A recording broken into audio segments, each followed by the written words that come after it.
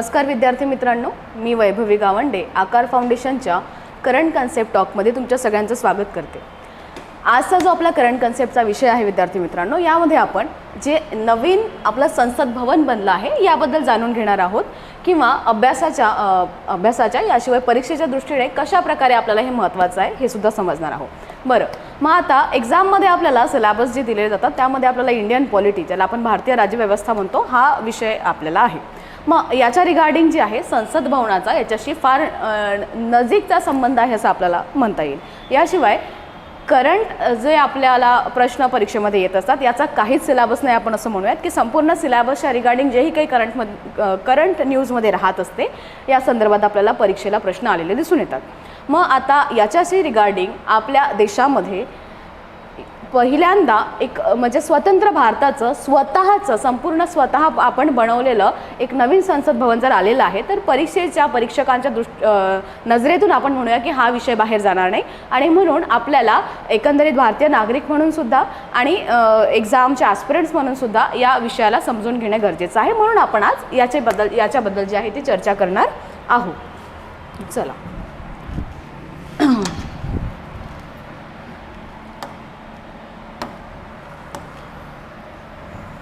तर आपल्याला प्रामुख्याने समजून काय घ्यायचं आहे की इंडियाज न्यू पार्लमेंट, भारताचं जे नवीन संसद आहे याची गरज आणि याचं महत्त्व काय आहे। ठीक आहे, तर आपल्याला माहिती आहे सध्या आपण अमृत काळामध्ये आहोत आणि हे जे शेवटचे 25 वर्ष, एक शतक आपल्याला स्वातंत्र्य होऊन पूर्ण व्हायला असणार आहेत, हे आपल्यासाठी म्हणजे संपूर्ण आपण म्हणू इंडियनसाठी फार महत्त्वाचे आपल्याला असलेले दिसून येतात। मग एक भारत श्रेष्ठ भारत या थीमवर जेव्हा संपूर्ण भारत आपण म्हणूयात, the governance, the government, people, सगळे जे आपली अर्थव्यवस्था आहे हे सगळे जेव्हा काम करत आहेत तर श्रेष्ठ भारताकडे आपल्याला वळायचं आहे आणि याच्याशी रिलेटेड हे एक मोठं आपण म्हणूया की पेवमेंटसुद्धा आपल्याला असलेलं दिसून येतं, राईट। तर ऑब्व्हियसली या गोष्टीचे प्रोज आणि कॉन्स, ॲडव्हान्टेजेस, डिसॲडव्हान्टेजेस दोन्ही असणार आहेत, ते सुद्धा आपण असं टॉपिकमध्ये डिस्कस करणार आहोत। चलो, तर हा एक इनसाइड पिक्चर आहे की कशा प्रकारे हे जे नवीन संसद भवन आहे याच्या आतमधली आपल्याला सेटिंग असलेली दिसून येत आहे। एक्झामच्या दृष्टीने पार्लमेंटच्या संदर्भात आपल्याला काय असतं, structure, functioning, conduct of business, कशा प्रकारचा व्यवहार आहे ना, तर कायदे मंडळ आहे तर कायदे कसे बनत आहेत हे सगळं आपण याच्यामध्ये पॉवर्स जे आहेत तर पार्लमेंटमध्ये कोण कोण येतं, तर राष्ट्रपती येतात, लोकसभा आणि राज्यसभा। मग या सगळ्यांचे पॉवर्स काय काय आहेत, राष्ट्रपतींचे अधिकार कोणते आहेत, पॉवर्स कोणते आहेत, कोणते अनुच्छेद यांच्याशी रिलेटेड आहेत, हे सगळं आपल्याला एक्झामसाठी आपण प्रिपेअर करत असतो, राईट। प्रिव्हिलेजेस यांना कोणकोणते राहतात आणि बाकी जे इश्यूज असतात जे जनरली याच्या अवतीभोवती आपल्याला चालताना दिसून येतात, याचा सगळ्यांचा आपण अभ्यास करतो। So and that's why this current topic is very relevant to our syllabus and kind of our exams. ठीक आहे, सो या this is what we know की आपले जे पार्लमेंट आहे, संसद आहे, ते राष्ट्रपती, लोकसभा आणि राज्यसभा यांनी मिळून बनलेलं असते, राईट। लोकसभा जी आहे ही डायरेक्टली इलेक्टेड लोकांपासून बनलेली असते आणि Rajya Sabha these are the people who are indirectly elected. Rajya Sabha हे नेहमीचं सदन मानलं जातं, परमनंट हाऊस मानलं जातं, कारण की यांचे सदस्य आपल्याला माहिती आहे की जे आहे ते एका सिक्वेन्सनी रिटायर होत असतात किंवा इलेक्ट होत असतात। बरं, तो आपल्याला आता पॉलिटीमध्ये जायचं नाही, आपल्याला आजचा टॉपिक समजायचा आहे। आता जे आपली जुनी संसद होती, ठीक आहे, तर याचा इतिहास काय होता ते थोडंसं समजून घेऊयात आणि पुढे जाऊया। तर सगळ्यात आधी वी नो की इंडिपेंडन्स आपल्याला ब्रिटिशांपासून जे मिळालेलं आहे, मग आणि ही जी आपली डेमोक्रेसीची आपली पद्धती आहे, पार्लमेंटरी सिस्टीम आहे, ती सुद्धा आपण कुणाकडून घेतलेली आहे, काही प्रमाणामध्ये आहे ना, त्याला आपण मॉडिफिकेशन्स करून पार्लमेंटरी सिस्टीम जी आहे ती आपण ब्रिटिशांकडूनच उचललेली आहे। मग आता एक हेही गोष्ट आहे की त्यांनी त्या संदर्भामध्ये पार्लमेंटरी सिस्टीम एक सेटअप आपल्या देशामध्ये करून दिलं होतं आणि पुढे मग आपल्याला ते कंटिन्यू करायला काही प्रमाणात आपल्या हिशोबाने, जेव्हा we have the great people ज्यांनी आपली कॉन्स्टिट्यूशन बनवलं आणि त्यानंतर आपल्या हिशोबाने आपण त्याला पुढे चालवत आहोत। तर याचा इतिहास बघता जॉर्ज 5 हा जो एम्पेरर होता ब्रिटनचा, हा 1911 मध्ये भारतामध्ये आला होता आणि त्यावेळेस अनाउन्समेंट कशाची केली गेली होती की गव्हर्नमेंट ऑफ जी इंडिया आहे त्याची सीट आता कोलकात्यावरून कुठे जाणार आहे, दिल्लीला. ठीक आहे, म्हणजे जो कॅपिटल आहे ती कोलकात्यावरून 1911मध्ये दिल्लीला जी आहे ती शिफ्ट करण्यात आली होती. बरं, मग आता यानंतरचा दुसरी घटना काय होती याच्याशी रिगार्डिंग, की 1919मध्ये the government of India law 1919 आपण अभ्यासतो. याच्या आधी 1909 वाला महत्त्वाचा अभ्यासतो आणि मग 35 वाला अभ्यासतो, बरोबर आहे. मग 1919चं एक महत्त्वाचं आपण नेहमी अभ्यासत असतो की बाय कॅमरल लेजिस्लेशनची प्रोव्हिजन आपल्याला यामध्ये असलेली दिसून येते. तर मग याच्याशी रिगार्डिंग आता आपल्याकडे 2 हाऊसेस असणार होती, लोकसभा आणि राज्यसभा. मग आता हे 2 हाऊसेस जर एका ठिकाणी बसणार आहेत तर जे सेटअप आहे ते मोठं लागणार होतं. आणि मग पुढे काही वर्षांनी आपल्याला दिसून येईल की 2021मध्ये प्लॅन बनला आणि 2027पर्यंत जे आहे याचं कन्स्ट्रक्शन पूर्ण झालेलं दिसून येतं. ही जी जुनी संसद भवनाची बिल्डिंग आहे त्याच्याबद्दल विद्यार्थी मित्रांनो आपण बोलत आहोत. ठीक आहे, तर याचा जो शेप आहे म्हणजे जे जुनी संसद भवनाची बिल्डिंग आहे ते तुम्ही बघितली असेल, द सर्क्युलर इन शेप आहे ती. तर याचा जो शेप आहे तो कुठून घेतलेला आहे, तर जे मंदिर आहे है ना 64 योगिनी टेम्पल जे आहे कुठे आहे, मिथावली विलेज MP मध्ये ते आपल्याला असलेलं दिसून येतं. तर या ठिकाणावरून आपल्याला हे जे जुनं आपलं संसद भवन होतं याचा जो आकार आहे त्याचं इन्स्पिरेशन आलेलं दिसून येते. ठीक आहे, तर 64 योगिनी टेम्पल लक्षात ठेवायचं आहे. आणि त्या काळी ते संसद भवन बांधायला किती रुपये लागले होते, तर 83 लाख रुपये टोटल कन्स्ट्रक्शनला लागलेले आपल्याला दिसून येतात.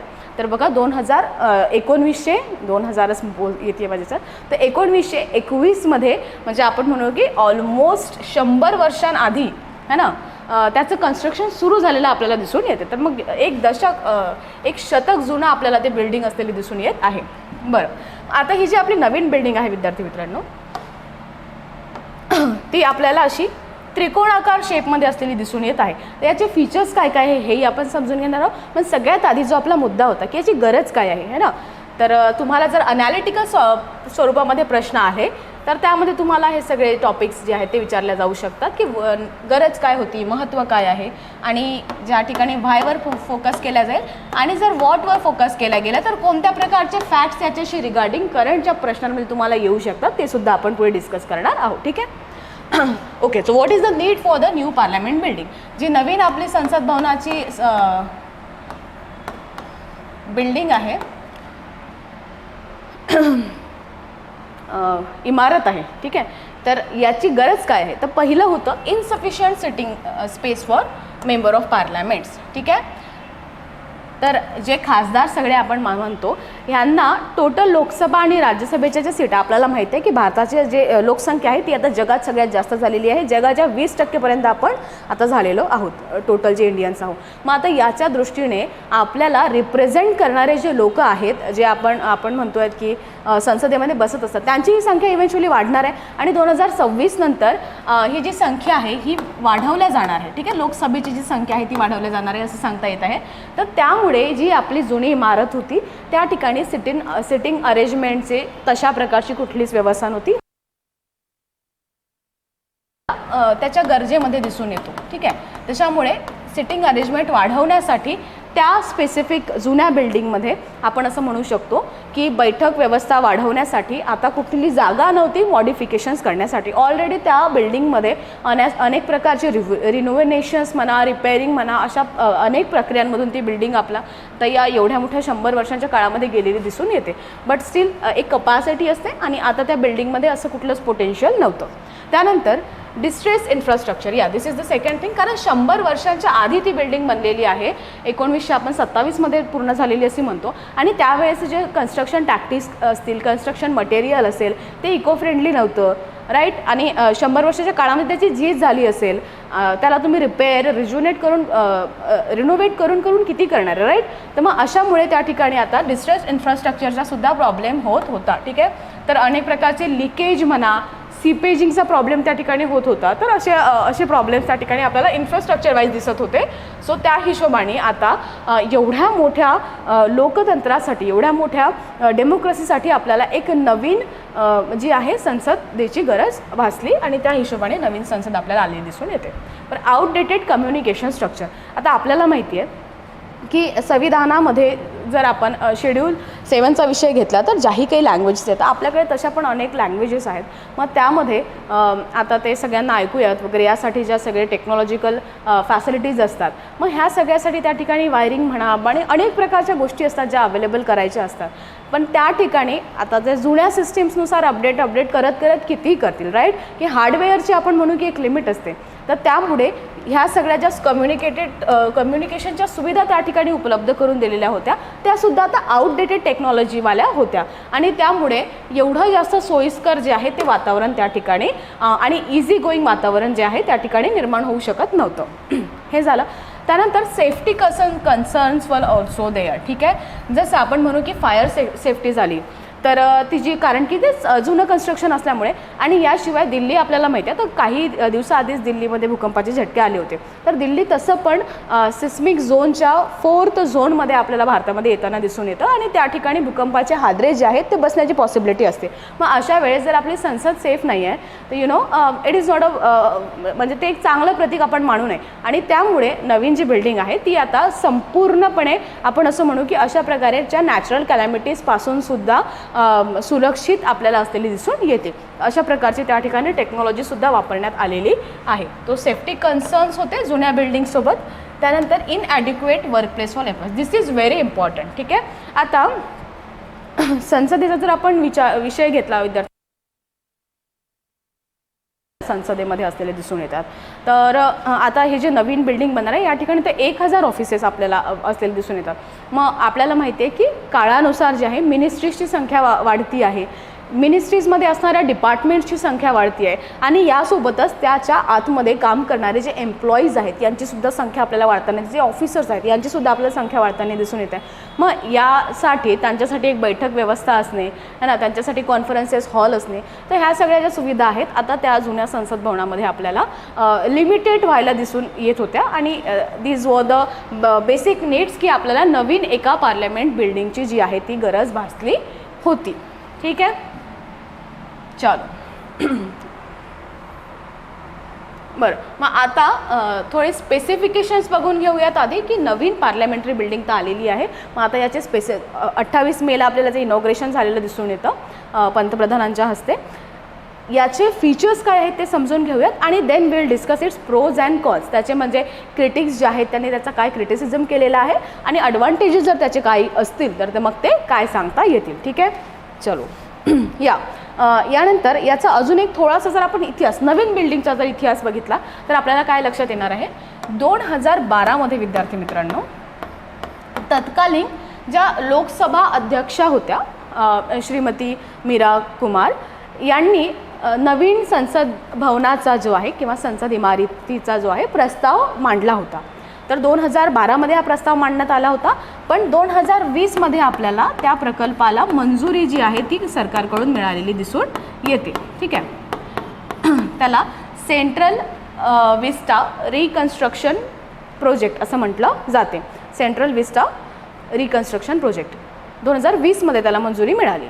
पण 2020मध्ये मंजुरी मिळाल्यानंतर सेम इयर 2020मध्ये दिल्ली हायकोर्टमध्ये याच्याबद्दल जी आहे याचिका पिटिशन दाखल करण्यात आली आणि त्यानंतर सुप्रीम कोर्टने स्वतःकडे ती याचिका घेतलेली आपल्याला दिसून येते. मग सुप्रीम कोर्टमध्ये याची हिअरिंग चालली आणि 2021मध्ये एकंदरीत आपण असं म्हणूयात की जानेवारी 2021मध्ये सुप्रीम कोर्टाने 2-1 असा याच्या बाजूने निकाल दिलेला आपल्याला दिसून येते की नवीन आपण म्हणू की पार्लमेंट बिल्डिंगची जी आहे ती गरज आपल्याला काळानुसार आता आहे असं सुप्रीम कोर्टाची परवानगी आली. आणि मग त्यानंतर आपल्याला इव्हेंच्युअली जी आहे ते बिल्डिंगचं कन्स्ट्रक्शन पुढे जे आहे ते चाललेलं दिसून येते आणि 2023मध्ये हे कंप्लीट झालेलं आपल्याला दिसून येत आहे. ठीक आहे, तर बरोबर आता 75 वर्ष पूर्ण होत आहेत सेम 2023मध्ये आणि या आपण म्हणू की चांगल्या मुहूर्तावर हे जे कन्स्ट्रक्शन आहे ते पूर्ण झालेलं आपल्याला दिसून येत आहे. ठीक आहे, चला याचे फीचर्स बघायचे होते आपल्याला.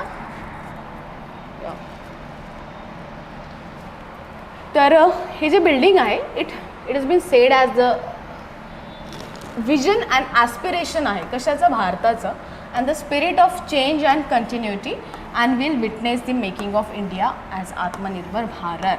ठीक आहे.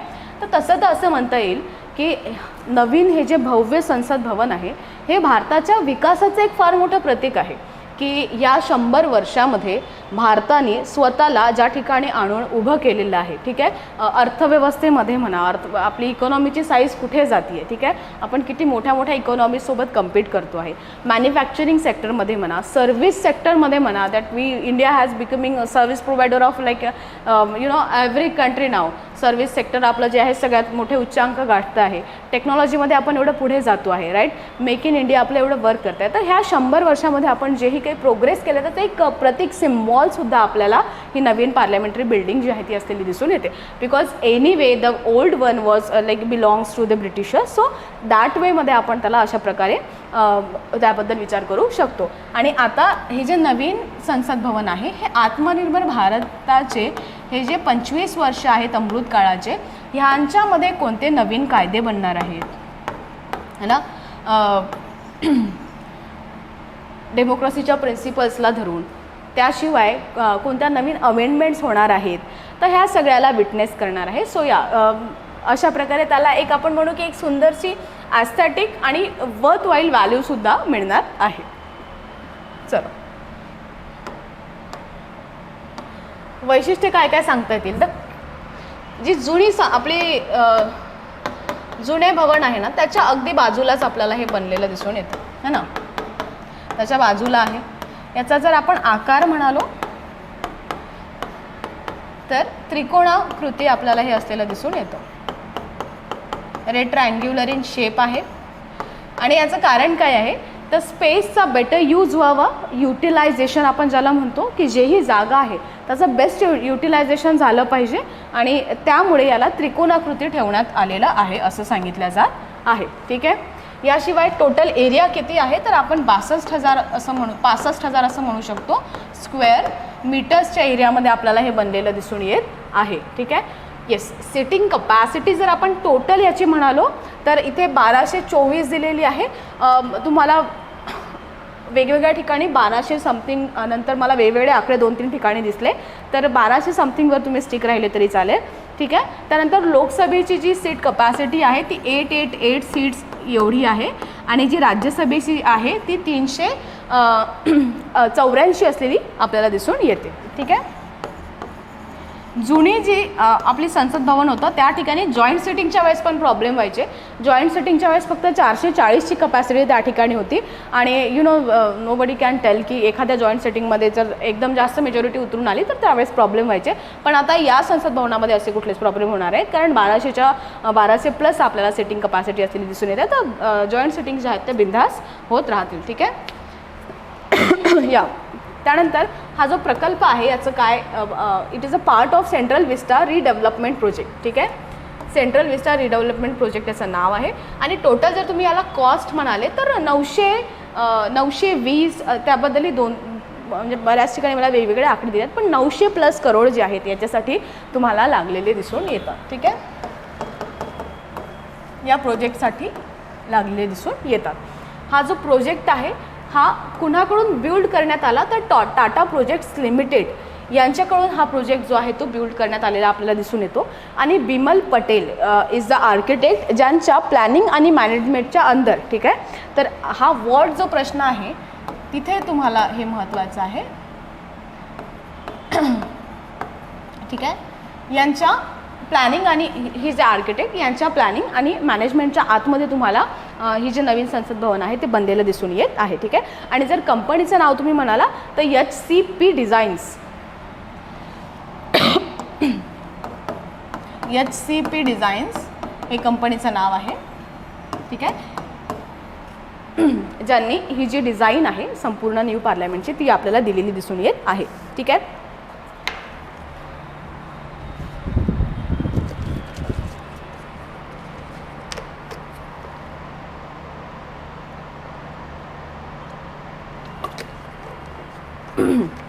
त्यानंतर 4 स्टोरीची आपल्याला ही बिल्डिंग दिसून येते.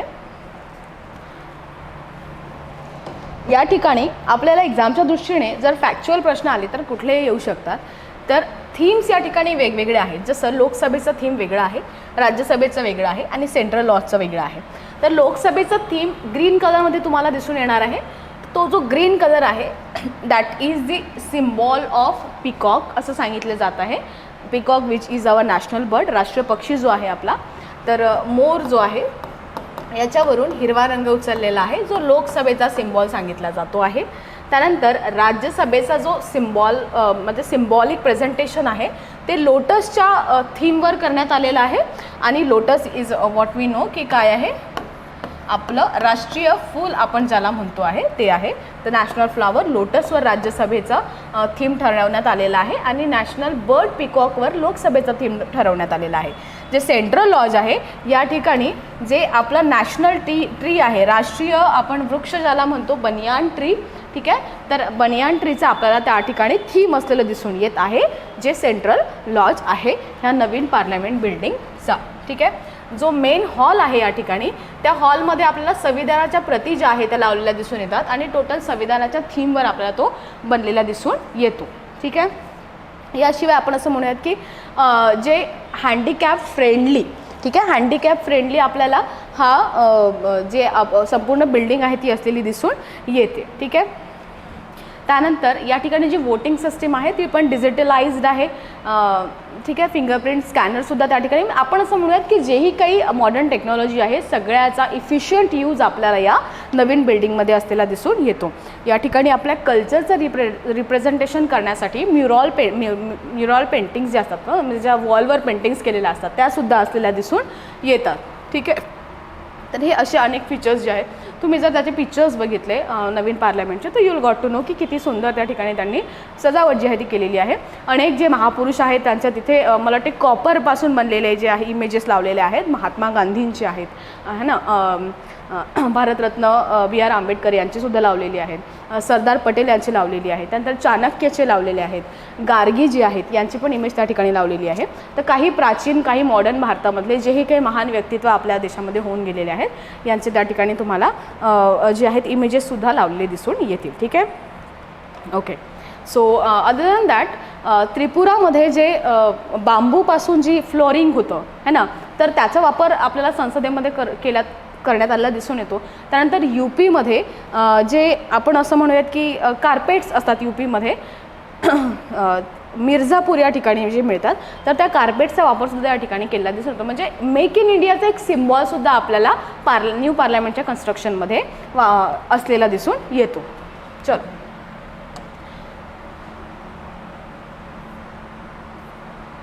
What are the arguments supporting the development of new parliament.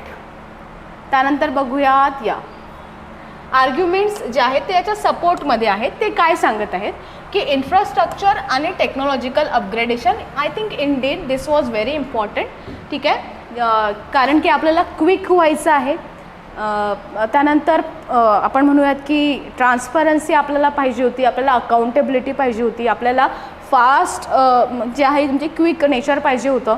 त्यानंतर आपल्याला आपण असं म्हणूयात की इझी ॲक्सेस पाहिजे होता नवीन टेक्नॉलॉजीचा. जेही काही कायदे बनवण्यामध्ये येणार आहे अनेक प्रकारच्या कमिटीज इथे काम करत असतात तर त्यांच्या कामाला कसं किती चांगल्या प्रकारे सोयीस्कर गोष्टी टेक्नॉलॉजीच्या हेल्पने होतील आणि म्हणून इन्फ्रास्ट्रक्चर आणि technological upgradation was indeed the need. Enhanced legislative proceedings, ठीक आहे.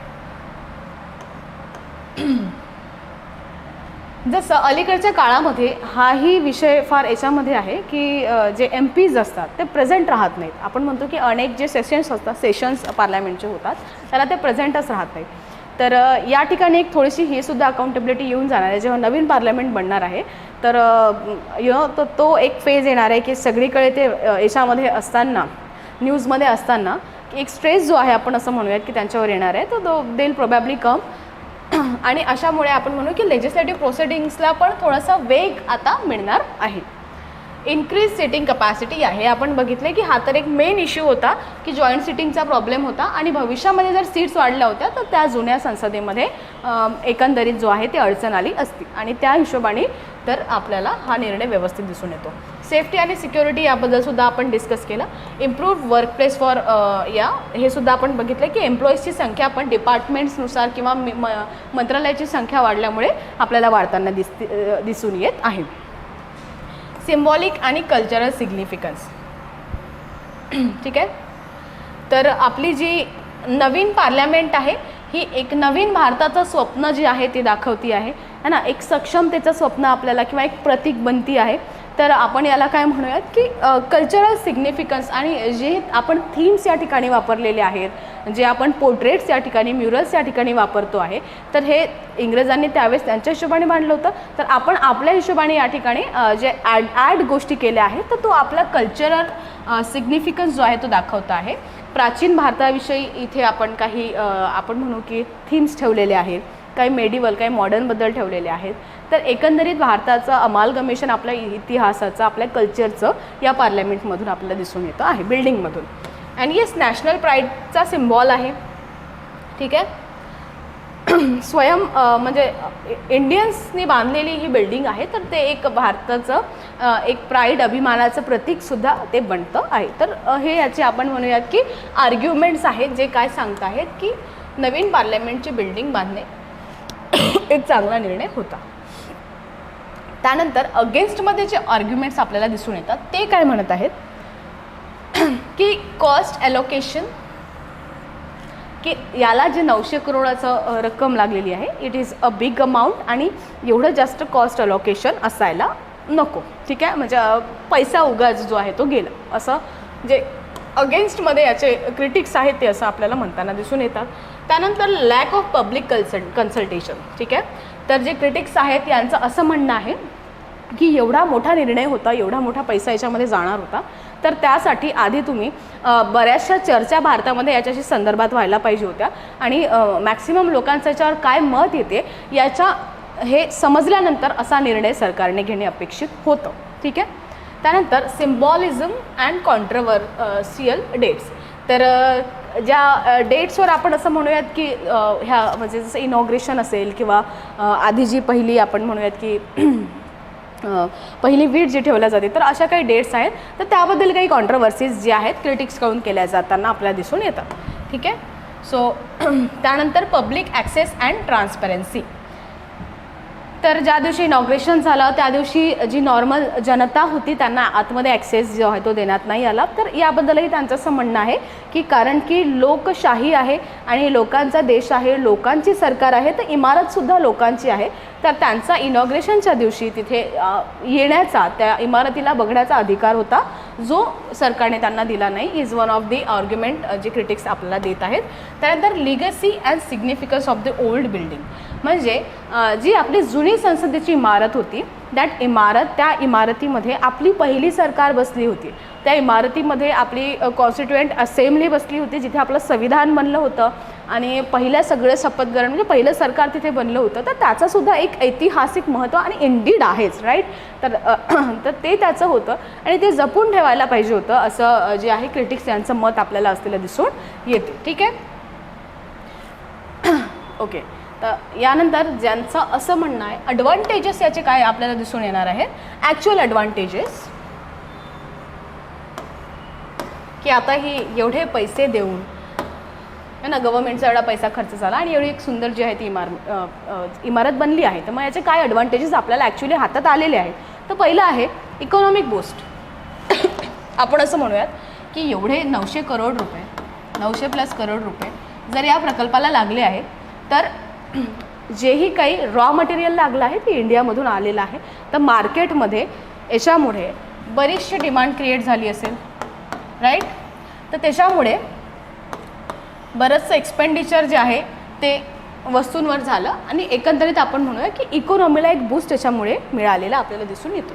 याशिवाय इन्फ्रास्ट्रक्चर बिल्डिंग. ऑब्व्हियसली आपल्याकडे एक फार मोठं सुंदर भव्य असं जे इमारत आहे ना, किंवा आपण म्हणू की कशाचं टुरिझमचं एक केंद्रसुद्धा निर्माण झालेलं आहे आणि हे इन्फ्रास्ट्रक्चर आता नेहमीसाठी आपल्याकडे राहणार आहे. तर it is actually a big kind of symbol of great infrastructure that we are going to have for the future also. तर इन्फ्रास्ट्रक्चर डेव्हलपमेंटचा एक साईन, एक प्रतीक जे आहे ही बिल्डिंग बनती आहे. त्यानंतर ऑब्व्हियसली जॉब क्रिएशन्स या ठिकाणी भरपूर झाले आहेत. तर कन्स्ट्रक्शनच्या वर्कमध्ये डिझायनिंगच्या वर्कमध्ये आणि वॉट नॉट टेक्नॉलॉजीच्या स्पिअरमध्ये. तर या एवढ्या मोठ्या प्रोजेक्टमुळे भरपूर जॉब क्रिएशन्स पण आपल्याला झालेले दिसून येतात. आणि ॲट द एंड आपण असं म्हणूयात की आपला कल्चरल इम्पॅक्ट याच्यामुळे येणार आहे आणि टुरिझमला बूस्ट मिळणार आहे. ठीक आहे, ऑब्व्हियसली एक काहीतरी एवढं सुंदर जे आहे ते आपल्या देशामध्ये जर आपण म्हणू की नवीन प्रतीक बनलेलं आहे, तर त्याला बघण्यासाठी नॅशनल इंटरनॅशनल टुरिस्ट जे आहेत ते येतील आणि त्या ठिकाणची जी लोकल इंडस्ट्री आहे त्यांना मग अनेक प्रकारचे रोजगार जे आहेत ते प्राप्त होतील. ट्रान्सपोर्टेशन असो, रेसिडेन्स असो आहे ना, असे अनेक प्रकारचे जे आपण म्हणू की रोजगार क्रिएट होतील आणि टुरिझमलासुद्धा याच्यामुळे बूस्ट मिळेल. असं एकंदरीत हे नवीन जे पार्लमेंटची बिल्डिंग आहे याचं आपल्याला महत्त्व सांगता येणार आहे. ठीक आहे, तर या ठिकाणी विद्यार्थी मित्रांनो आपण थांबूयात. आय होप की तुम्हाला आजचा हा जो टॉपिक होता करंट क्रक्सचा नवीन पार्लमेंट, याचे फीचर्स, याचे महत्त्व आणि याची गरज जी आहे लक्षात आली असेल. धन्यवाद.